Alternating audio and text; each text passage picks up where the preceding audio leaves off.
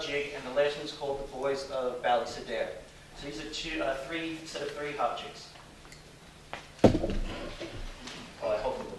Let's see what happens.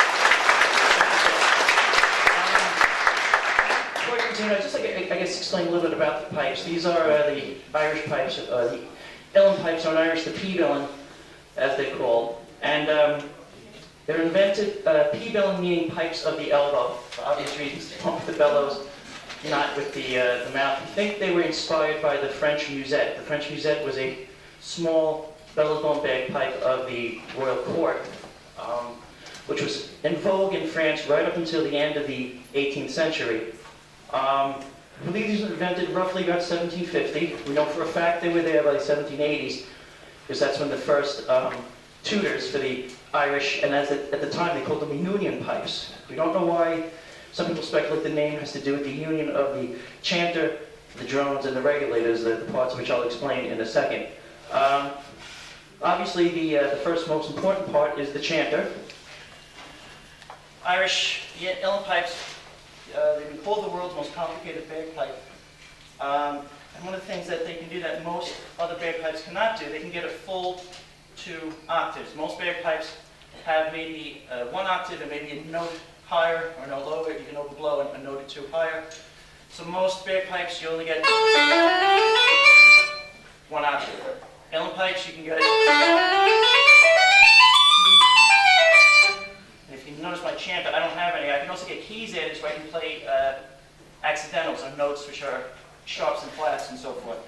The second part, the drones, which on the Highland pipes which will go over the shoulder of the piper, these lay across my lap and I can turn them on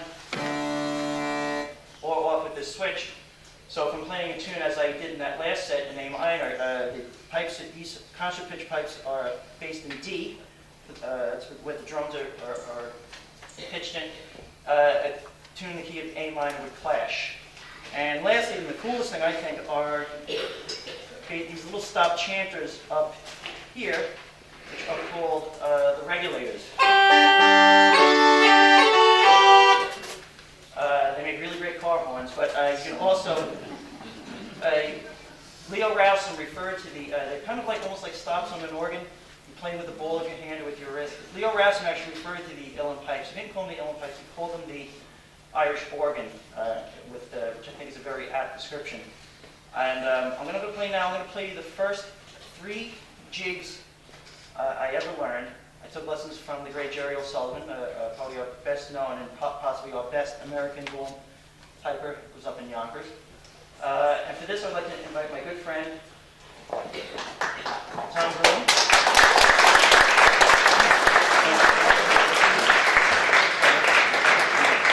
Tom's going to be playing the Bowron. Bowron, definition of which is related to the word deaf, or deafening. But it's, Bowron is the ancient Irish drum to be played either with the hands or with a tipper. And it's a, we think it's actually, it goes back to ancient, Sean O'Reilly claimed that it went back to pagan Celtic times. We're not sure whether the evidence for that is, but we know it was at least in the 12th century.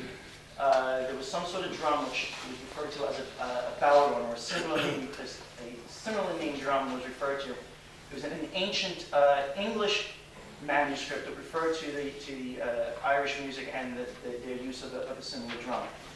So we're going to do a few jigs, 4 jigs as a matter of fact. The first one is called the Test Jig, another tune popularized by the Bothy Band in the 70s. The second one is called Garrett Barry's. Garrett Barry was a great blind uilleann piper. He lived at the end of the 19th century, beginning of the 20th.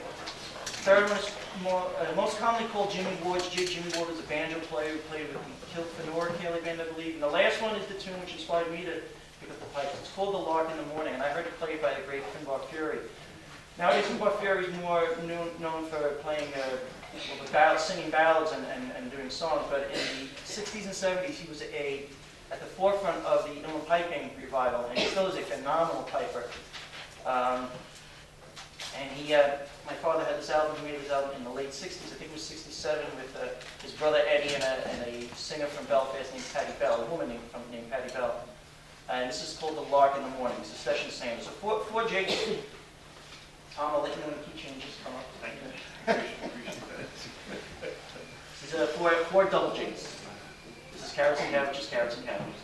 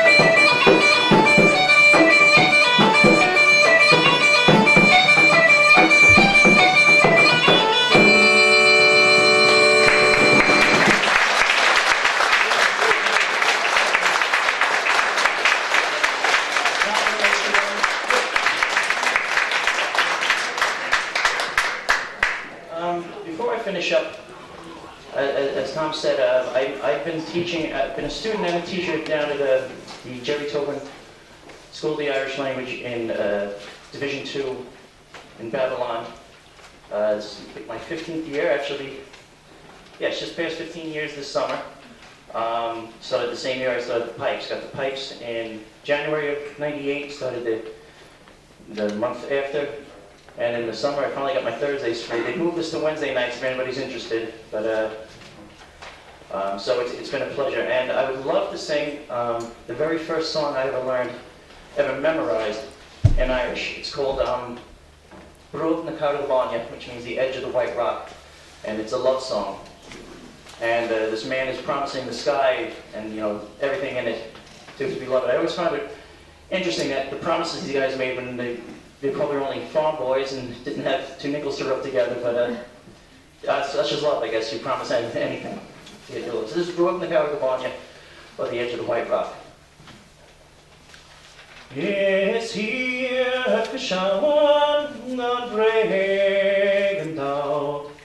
Ton an ershun touchwan love Skagila kami non hela down O bohish gaban broiga Shin stoy rani cry makri Agustok she mean bra It's the fire, the verum sagbroch. Oh, you'll team a grog, Eldamsta.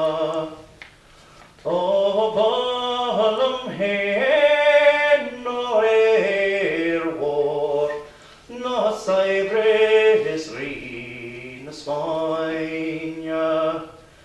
Gamesh Augustus Web the Finya Edel Chevar on the Gadget Bemesh Augustus Costa Gro La Hinte Laris Ma Oh Agent August Neil Chapeau Stogrian Carigavania O Storm King Haldam Stodam the Meragam Bekoro the Kiat Noled Haja Ijahidagas Hata Skakrud Aures Skakrud Aures Sachar Bedomola Tochaso Taknan Khan Waya Agus Kyopin Egyacha Ewanta Beoled Vlakas Koshta Der Haring The Brook Nakarig Vonya Good morning.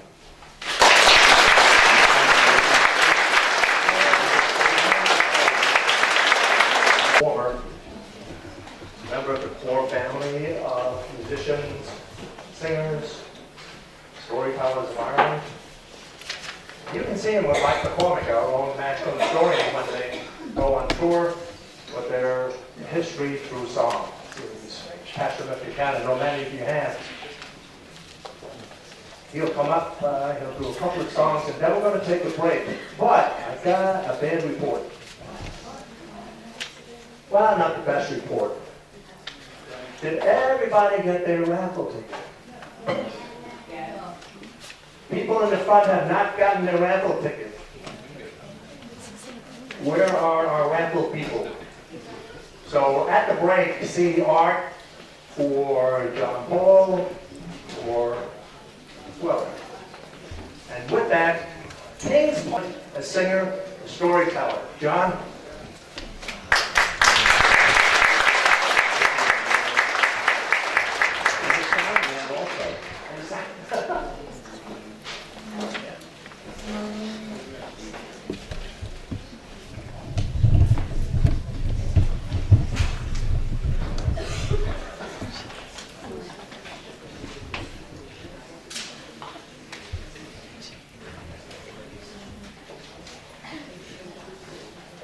Thank you, Tom.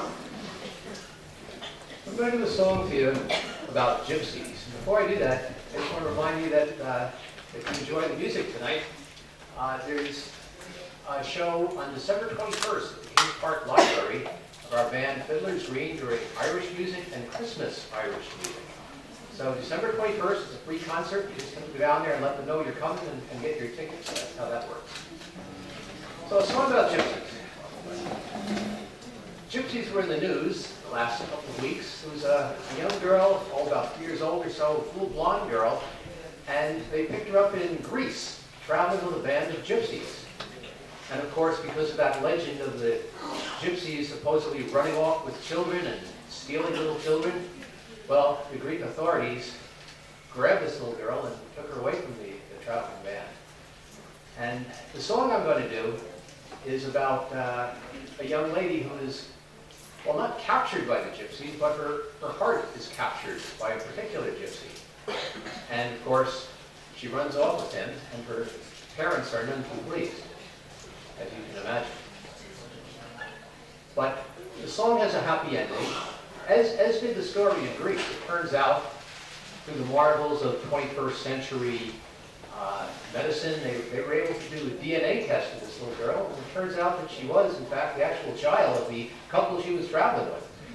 And I'm sure the authorities had to apologize profusely, and hopefully monetarily also, to those parents. But anyway, this is a song called Gypsy Rover.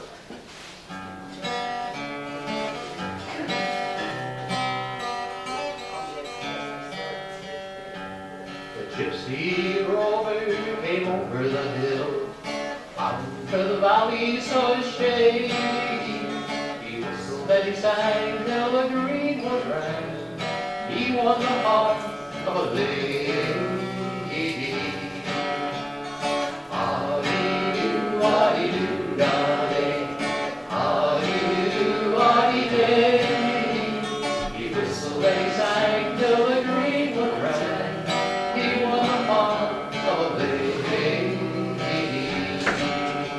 You know that chorus. Well, join me in it, please. She left her father's castle gate. She left her own fond lover. She left her servants and her estate to follow the gypsy rover. Ah-dee-doo, ah-dee-doo, darling. Ah-dee-doo, ah-dee-day. He whistled and he sang till the greenwood rang. He won the heart of a lady.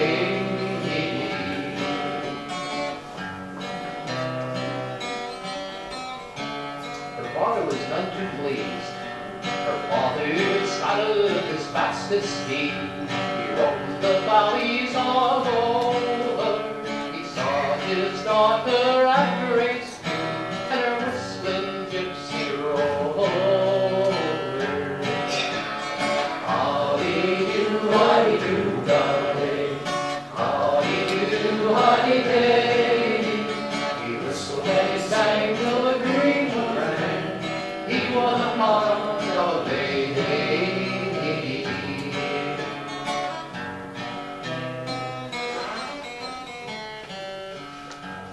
Came at last to a mansion high, was down by the river Clay. There was music and there was wine for the gypsy and his lady. Ah-dee-doo, ah-dee-doo, darling. Ah-dee-doo, ah-dee-day. He whistled and he sang till the greenwood rang. He won the heart of a lady.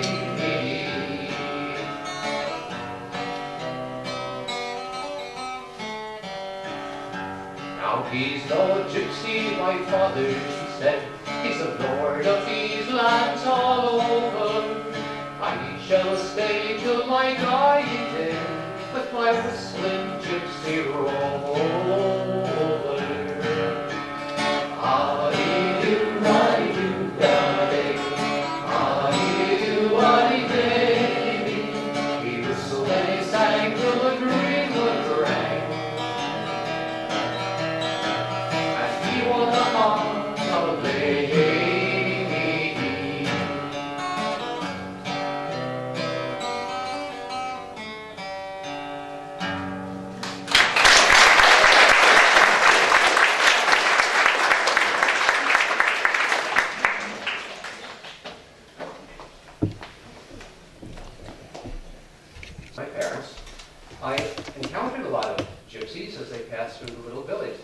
more back in those days than there are now.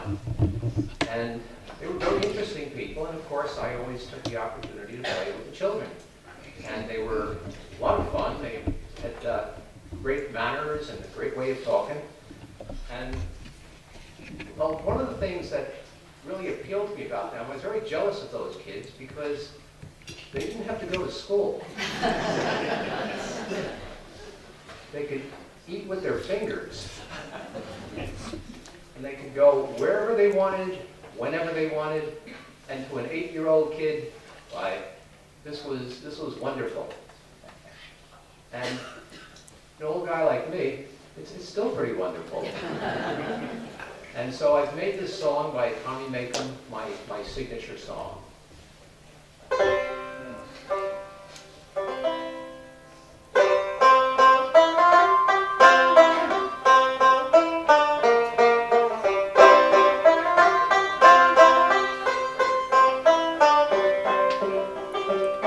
I am a little beggar man, and begging I have been 3 score and more, and a little I'm free. I'm known from the Liffey down to the shore. I'm known by the name Old Johnny Core. Of all the trades going, begging is the best. When a man gets tired, he can sit down to rest. To beg for his living, he has nothing else to do. Only caught around the corner with his outriggadoo.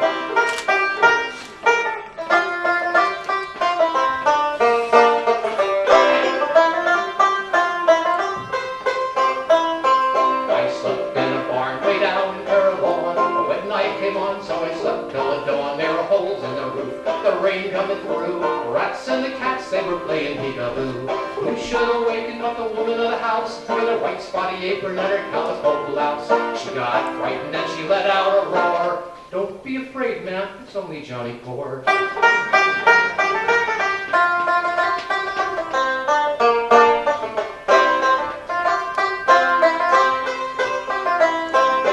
met a little red-haired girl one day. Good morning, little red-haired girl, I'd say. Good morning, little beggar man, and how do you do? With your rags and your tags and your how-do-you-do? A white pair of leggings, collar and a tie. Fine-looking woman, I'll fetch by and by. I'll buy an owl shawl and I'll color it blue. An old-fashioned lady, I will make her too.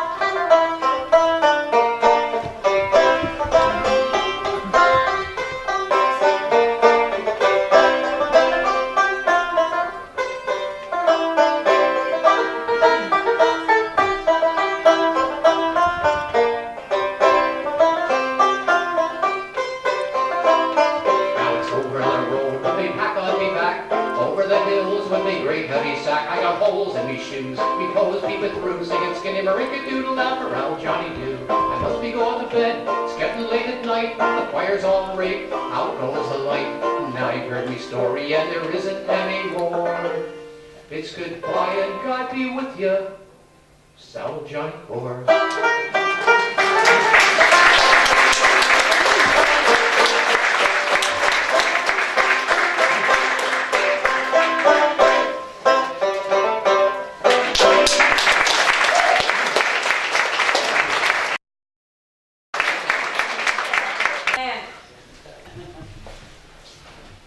You know, they say it's a blessing to be Irish, but an honor to be a Hibernian. And it's also an honor to be invited by the Hibernians. Isn't that right, Cullen? Yes. Cullen, you have some relatives here. Never mind him, he won't be saying much.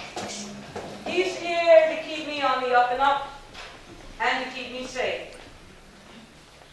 You see, we're going to be talking about some things today that I could get in trouble for if I'm not careful. You see, Colin is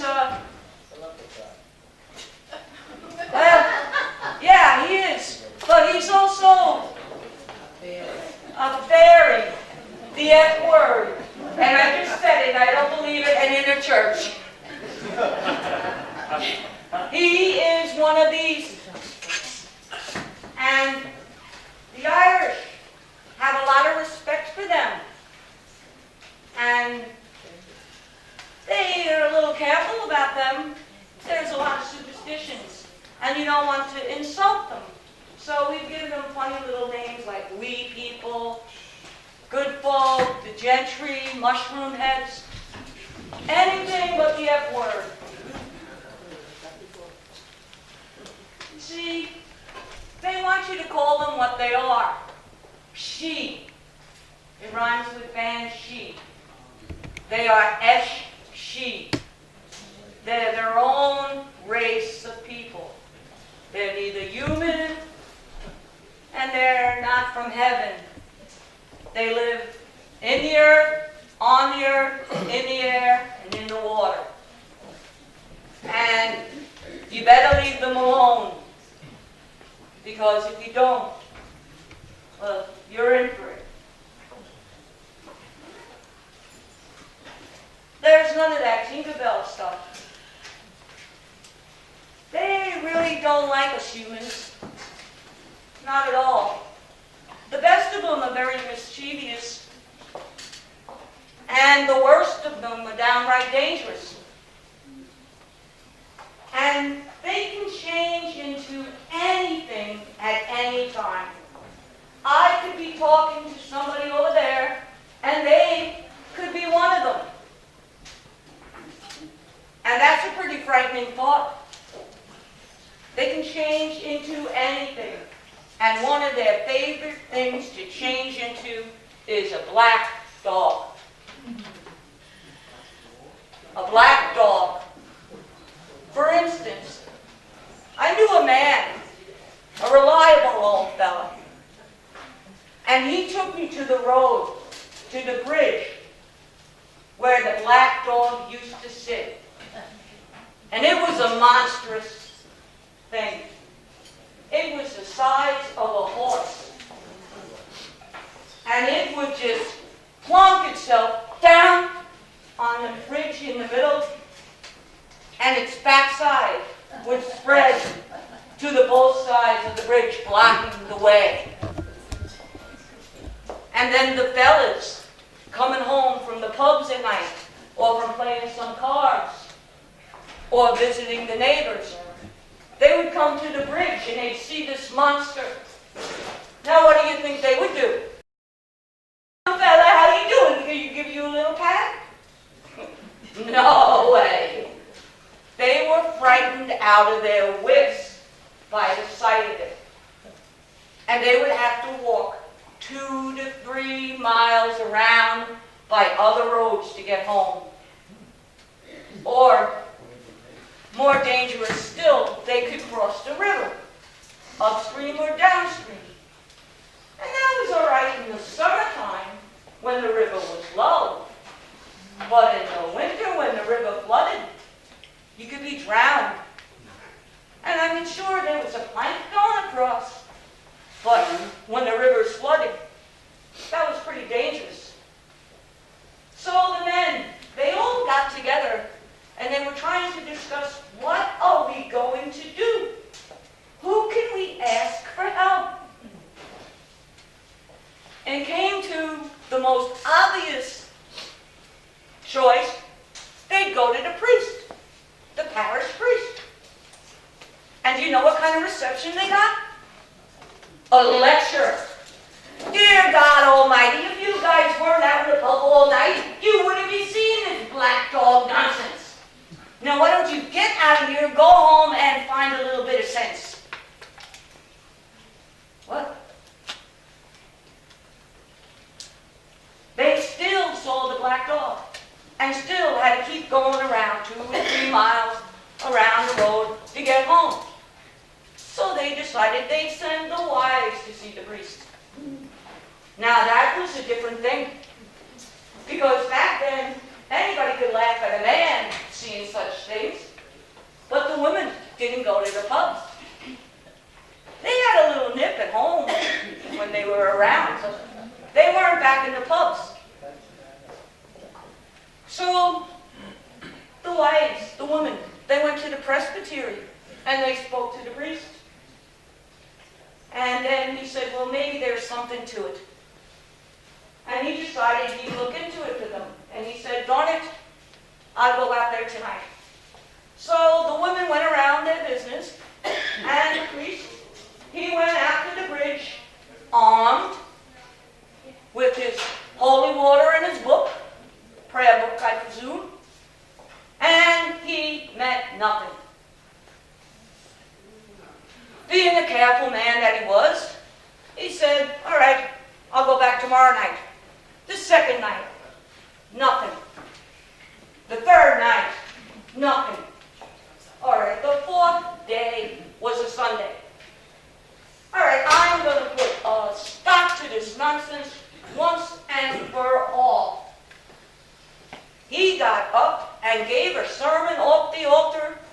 Those people's ears were ringing. He called them superstitious peasants, blah, blah, blah, blah, blah, and all kinds of stuff.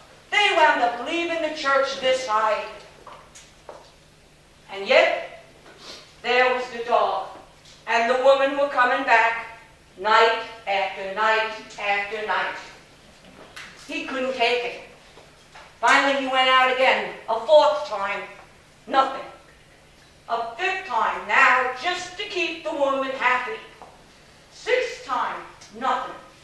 The seventh time, don't you know, he finds the dog.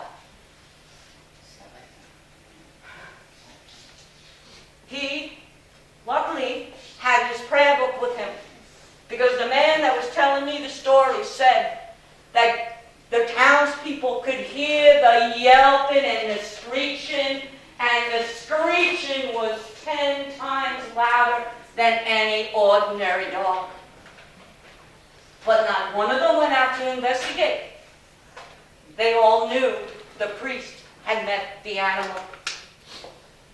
The next morning, the man went to catch his cows for milking, and he was walking by a river going out to the sea. Well, it was actually more of a stream, an estuary. It was very small, but it doesn't matter, because it was there in the water that they found the dog with its legs up in the air, dead. Well, the man who was telling me the story told me that his father saw it with his own eyes. He was there that day, and the news traveled fast. People were coming from 10 miles around to see this huge animal. But what was it? A dog. A big black dog, but the size of a horse. Well, they knew what it was. It was no ordinary animal. And the people that tell you that they don't believe in these things, they don't know what they're talking about. Truth of the matter is they just haven't met them. And those that have will tell you there's nothing to be going about tinkerbelling about. And that is an Irish fairy tale.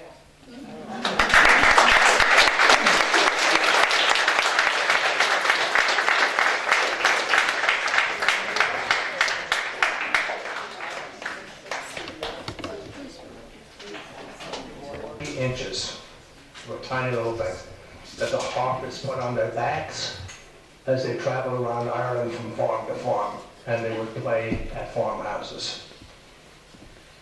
And up until the 17th century, there were hundreds and hundreds of harpists in Ireland. The 17th century is significant, as some of you know from our history and cultural classes, in that the English said that the harpists are going around the country, they're spies and they're transmitting messages. And so at the Harpist Convention in Belfast in 1820, only 6 harpists showed up, where to be maybe 100, 150 harpists. Because our dear friends confiscated the harps, broke them and smashed them, and people lost their lives. Hundreds of harpists lost their lives. So the harp is a very, very significant symbol in our culture. We're very fortunate that we have harpists and youngsters. Of course, Ivy O'Grady was somebody that we all knew, right? She accompanied Frank Patterson for years, the late Frank Patterson. And Ivy had a harpist school in Bronxville, where she graduated lots of harpists. Well, we're very, very fortunate today that we have a young harpist here with us. So, Caroline, pop out.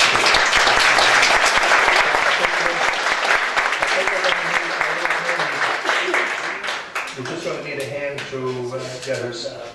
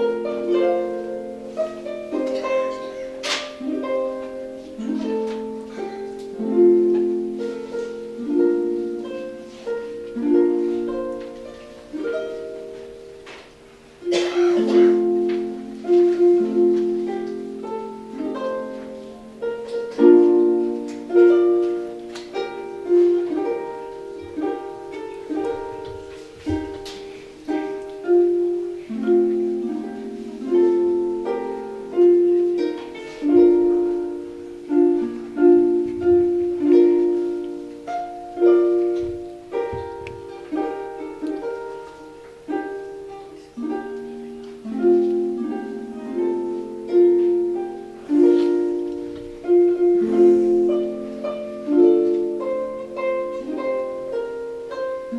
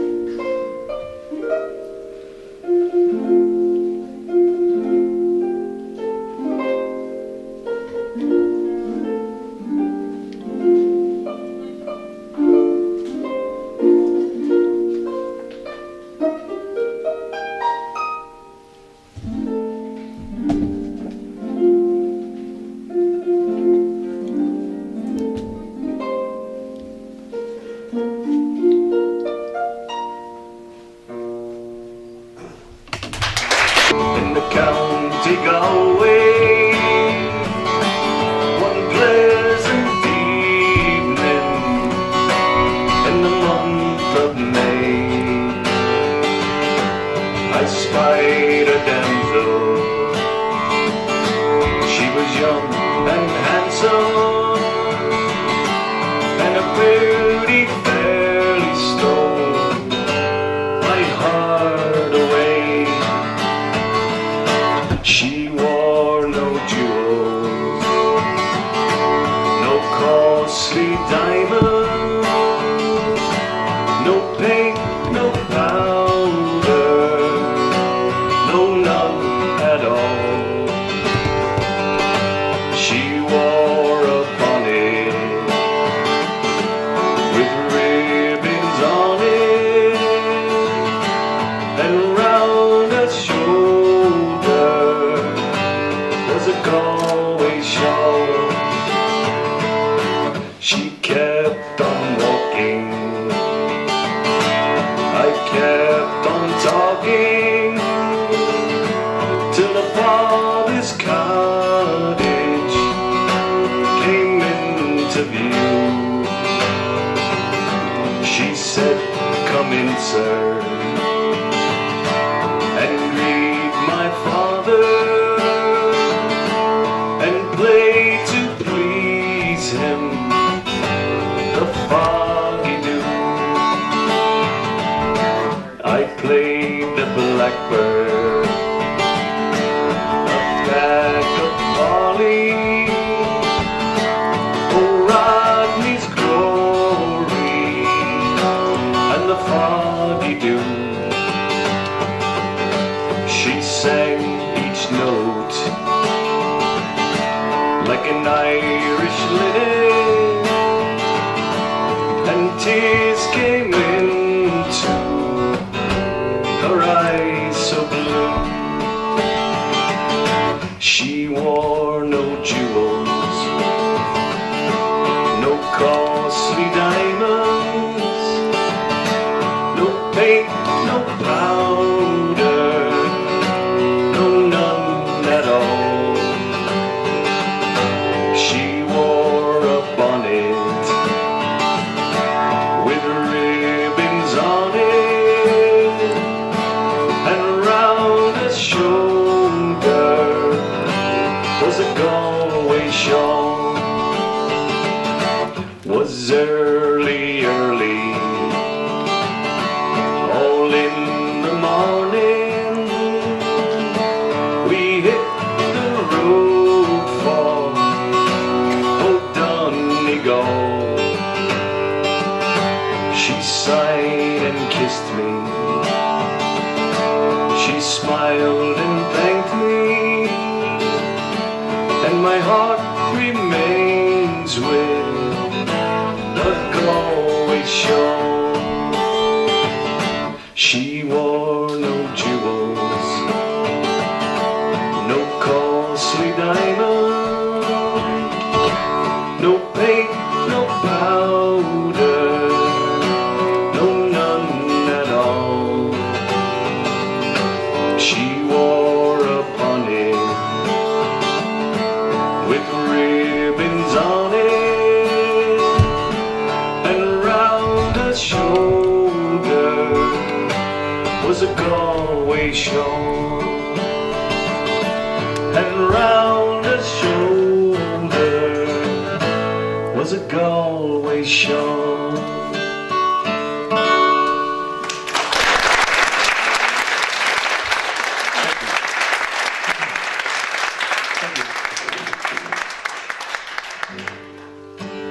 All right, I'd like to do a song.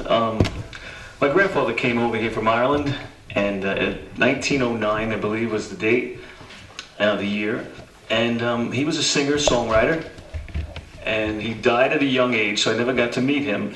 But his songs were passed down through my grandmother used to sing them, and my oldest brother would sing them, and I decided to put one of his songs to music. So this is roughly 100 years old, this song, and I just think it's beautiful how a song can just keep going, you know? It's really a beautiful thing. It's called Johnny Kilbane. Another interesting thing about this, I decided to look up Johnny Kilbane on the internet, and he's actually a guy who was a boxer, a famous Irish boxer, who used to do the jig between rounds. So this is about Johnny Kilbane. Young Johnny Kilbane from the state of Maine blew into New York town. Had a lot of dough to spare, he didn't have a care, he rambled up and down. He was raised with the Dickens, with a lot of naughty chickens in the New York cabaret. But to his surprise, he realized he heard somebody say, if you don't watch out and see what it's about, they get you, yes they will. But they got me, as fool as I can be, as a match for all their skill. All the dizzies and the lizzies and a lot of naughty chickies, will they get their eyes on you? You better take a train, go back the way you came, it won't be a word too soon. Do me Italy, idle day, do me Italy, idle day, do me Italy, idle, Italy, idle, Italy, idle day, do me Italy, idle day, do me Italy, idle day, do me Italy, idle, Italy, idle, Italy, idle day.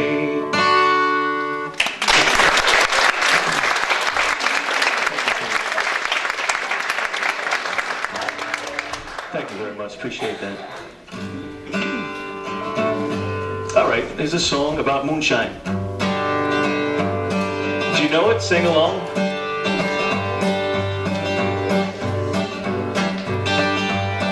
Let the grasses grow and the water flow in the free and easy way. Just give me enough of the rare old stuff that's made here in Galway Bay. And policemen all from Donegal, Sligo and Leitrim too. We'll give them a slip and we'll take a sip of the rare old Mountain Dew. Hi, diddly-da-da, doodle-da-da, do-ray-diddly-ay-ay, diddly-da-da, doodle-da-da, do-ray-diddly-ay-ay.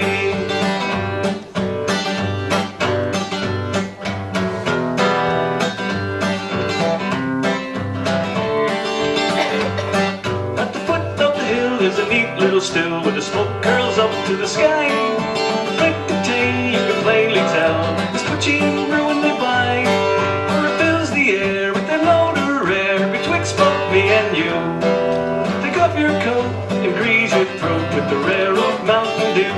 Hi, the diddly-da-da-da, the doodle-da-da, hi, diddly-ay-ay, diddly-da-da-da, the doodle-da-da, do-ray-diddly-ay-ay, hi, diddly-da-da-da, the doodle-da-da, do-ray-diddly-ay-ay, diddly-da-da, the doodle-da-da, do-ray-diddly-ay-ay.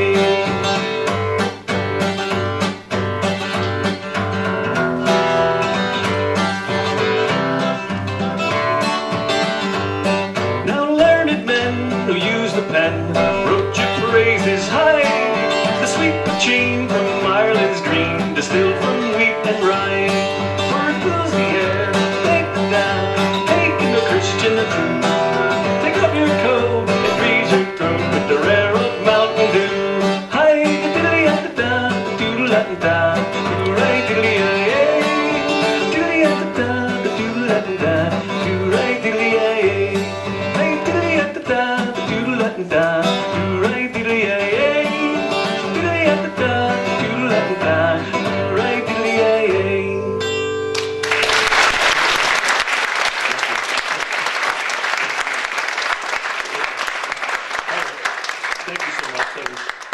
to play for you. I guess you sing that way when you drink moonshine. I don't know. I know. I guess I could do one more song. Sure. Good. Yes. I mean, you got a lot of people, right? Yeah, we're good. You good? Okay. All right. Thank you very much. Appreciate that.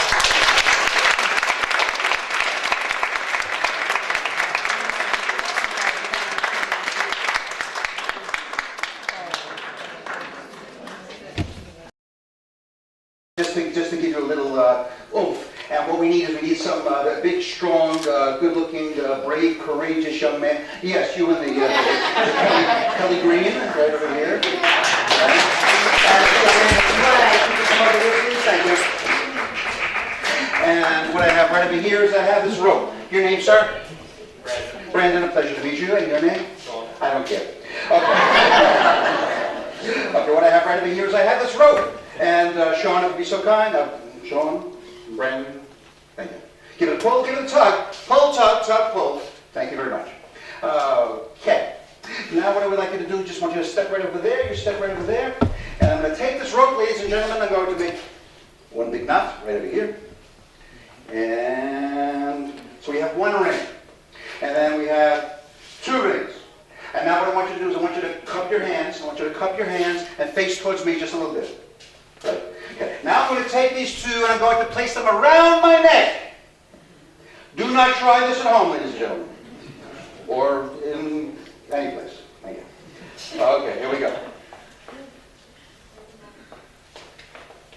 Okay. The reason why you guys have your hands cupped like that is because if my head falls off, you catch it and put it back on again, okay? Because it slows down the show. Okay, here we go. This would be an appropriate place to do this, right?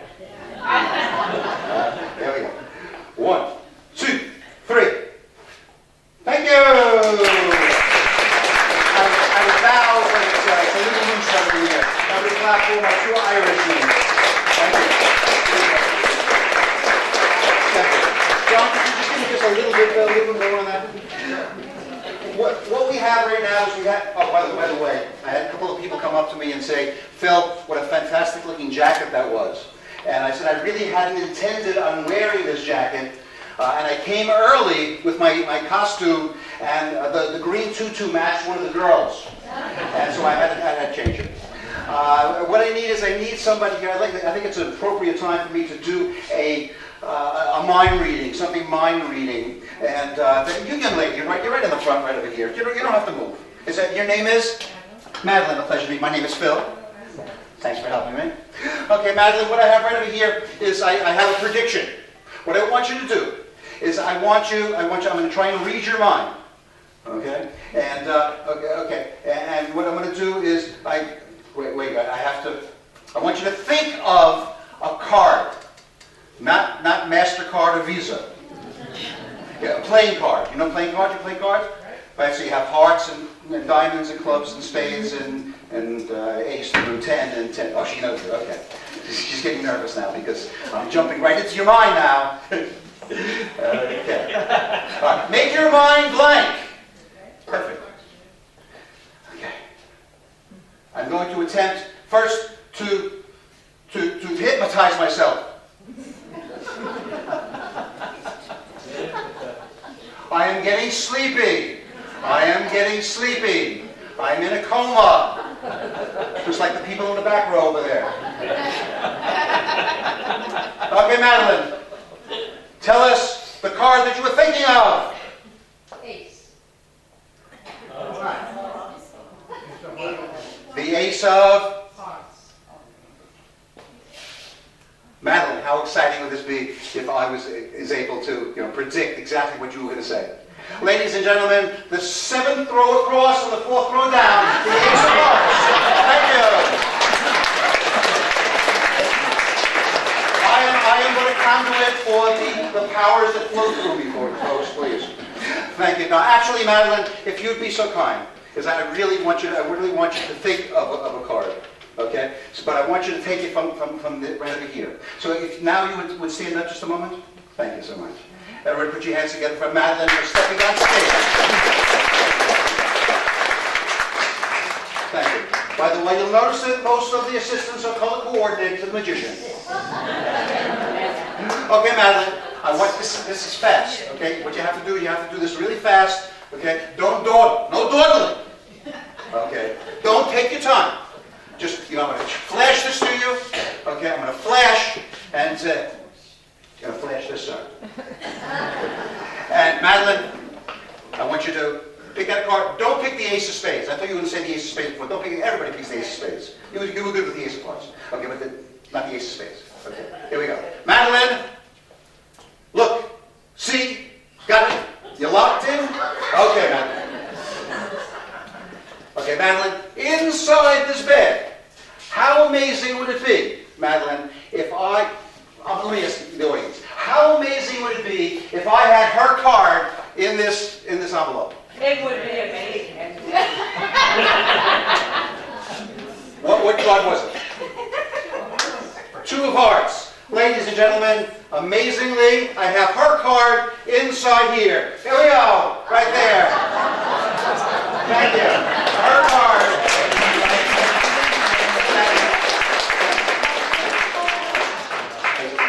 Madeline, where you going, Madeline? Madeline, you have to stay right next to me. Again, tell us the card that I predicted. We didn't meet before, right? And we never discussed this before. This is the first opportunity for me to read your mind. Ladies and gentlemen, she said the two of hearts, is that correct? Right. The two of hearts, ladies and gentlemen. Madeline, everyone. Thank you.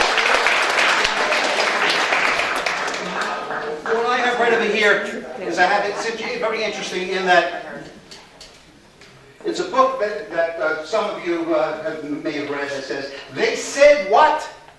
Stupid celebrity words and deeds." And as you know, celebrities do say the stupidest thing. Maybe your neighbor also says the same stupid things, but in this particular case, this entire book is filled with stupid things, such as an example, Paris Hilton, who's not so hot anymore. Right, well, she is kind of hot, but she's not trendy. And she said, "What's Walmart? Do they sell like wall stuff?" She said that. It says in the back right here. Let me just see. Brooke Shields. Brooke Shields said, "Smoking kills. If you're killed, you've lost a very important part of your life." Brooke Shields says that. Yeah, she did. And I actually, this entire book is filled with people here. But this I got out of the newspaper just the other day. It's from the Department of Social Services, South Carolina. "Your food stamps will be stopped effective March 1992 because we received notice that you passed away. May God bless you. You may reapply if there's a change in your circumstance." It said that right over there. Okay. What I'm going to do is I just going to flash this, sir. And as you can see, you see different names. Could you just call out one of the names, sir? Ivana Trump, right here. You man. Jason Kidd. I'll just put this over here. Here's a famous one. Oh, I'm sorry. Sorry. Your opportunity for being in show business is over now. Yes. Can I have one of the kids in the back over there? Kim Kardashian, your fave, right? And Tiger Woods, as you can see, as I just keep on going through these different names, Justin Timberlake, Eminem, sir, Pamela Anderson. So now what I'm going to do, I feel badly that I didn't, my friend right over here, is that right up to Pamela Anderson, we have The Situation, your favorite. Oh, yes. Or Arnold Schwarzenegger. Oh, You remind me of him. He was here before. He was right, exactly. So all of these pages, Bill Clinton and Jessica Simpson and Shaquille O'Neal. I like to say Shaquille O'Neal. It means nothing except it just trips off the tongue. Okay, so now what I'm going to do is I'm going to ask somebody to just raise their hand out of, just one person in the audience, just raise your hand. I'm going to flip through this right over here, and right here I have Phil's prediction. How incredible is it that it says Phil's prediction right over there, and my name is Phil? What a coincidence! Okay, so let me just say something. You, sir. Now, all you have to do is say stop. I'm going to flip this right over here. You're going to say stop anytime you want. Stop. Are you positive? Would you like to change your mind? No. You're happy with the mind you have? Yeah. Okay. If you'll notice right over here we have, can you, nice and loud? Charlie Sheen. Charlie Sheen. If you stopped me a page before that, it would have been, Julia Roberts. or a page after that, it would have been, page right after that would have been Sylvester Stallone, but Charlie Sheen. In this hermetically sealed envelope, ladies and gentlemen, we have my prediction. Charlie Sheen, ladies and gentlemen. Thank you. A lot of people say, what if it was Taylor Swift? Taylor Swift, ladies and gentlemen. There she is, right over there. Taylor Swift. Or what about if it was Lady Gaga? Lady Gaga. Right here. There we go. But no, John, Lady Gaga. Thank you. Do you have a backstage pass, John? Okay. But who was it that you chose? My prediction, ladies and gentlemen. Thank you. I would like to do one last thing here because I'm falling asleep. And what I need is I need somebody here that can dance. And of course, you know, I didn't see anyone dancing other than my dancers over here. And if I let you little red neighbor come over here, here it is.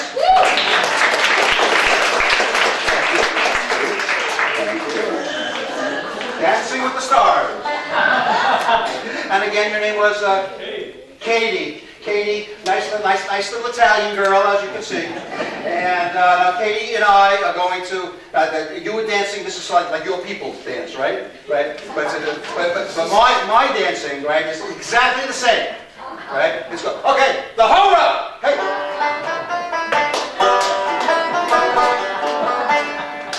Okay, Katie, you're going to do what I do. Okay? Okay, John, thank you very much. By the way, you'll notice that most of the tricks are color coordinated for the child's outfit.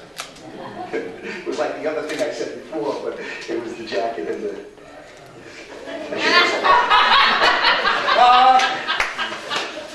Okay, John, hit it!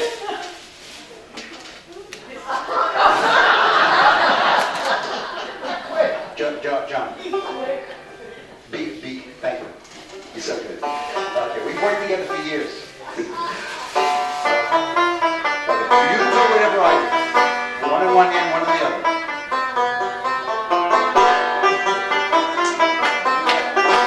Hold on a second, John. I just want everybody to know that I'm not, you know, now I've been doing magic for so many years, but I was a professional dance teacher. I used to teach disco. I did. I taught like a disco here, disco there. Okay, back to the talking job.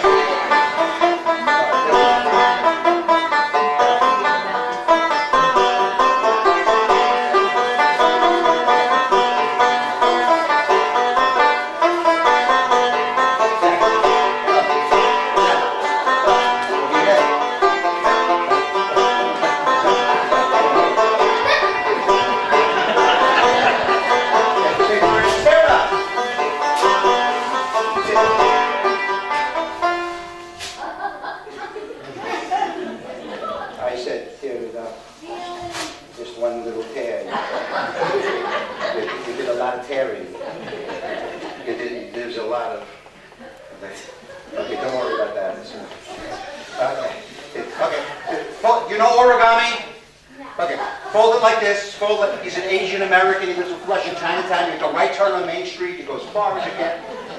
Okay, fold it like this, fold like this, fold like this. Go. That she's good at. Okay, and now open your hand and show everybody what you made. You made a mess. That's okay, baby. All right, okay, take your magic hand and wave it over mine. Your magic hand and wave it over mine. You're magic, the other hand. She's never done this before. Okay. And wait, just keep on going. When I say 1, 2, 3, everybody say Sandy. 1, 2, 3! Sandy! And all of those ripped up papers, all of those torn up papers are all back together again. So my beautiful little dancer right over here. Aww. Right. Have to match it.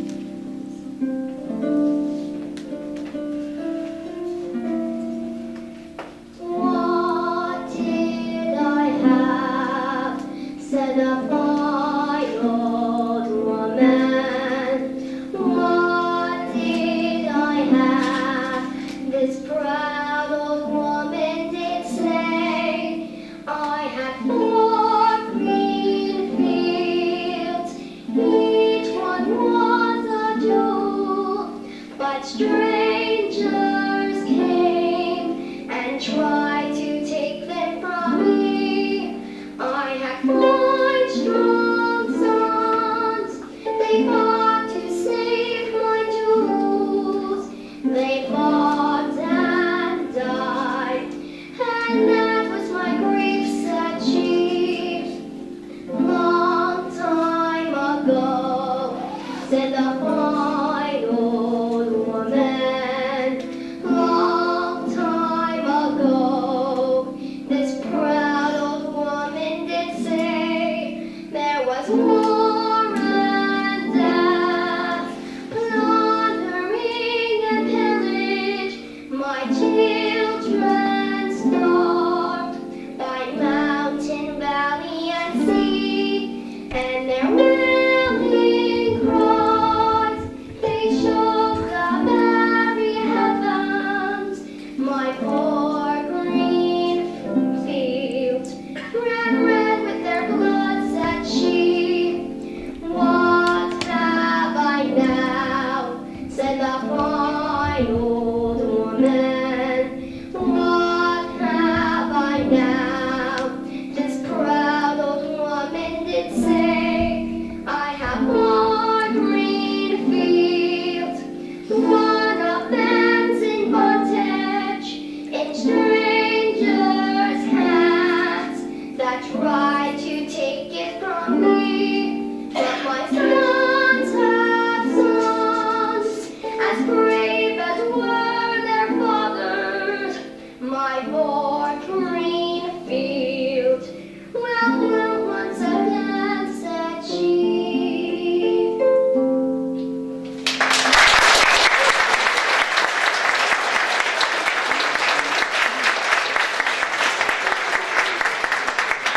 The next song I'll be doing is called Eric Fergus. I hope you enjoy.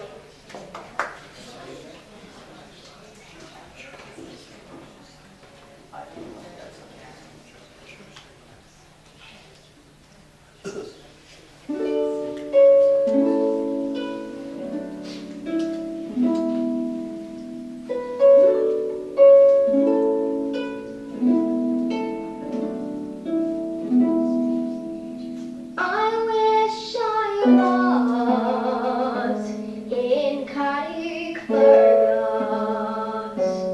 only for nights in Ballygrant. I once went over the deepest ocean, the deepest ocean, for my love to find. But the sea is wide, and I cannot swim over. Neither have I the wings to fly. If I could find me a handsome boatman to ferry me over to my love and die. La, la, la.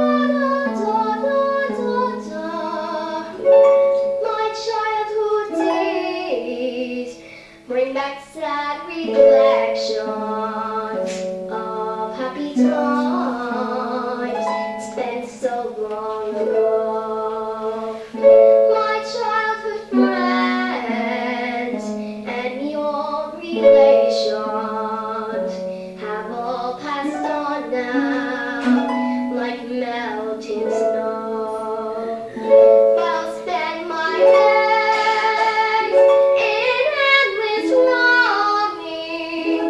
Soft is the grass, my bed is free.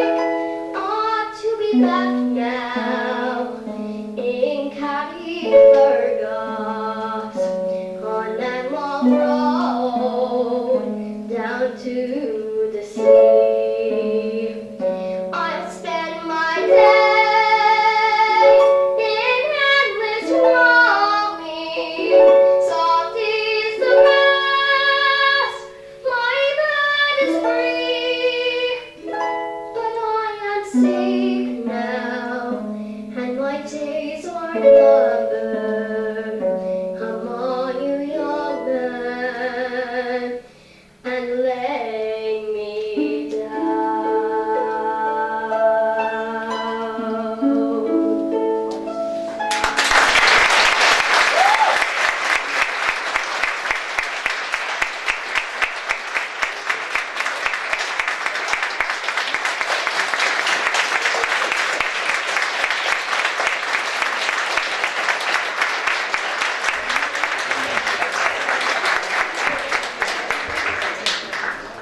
Let's give her one more hand.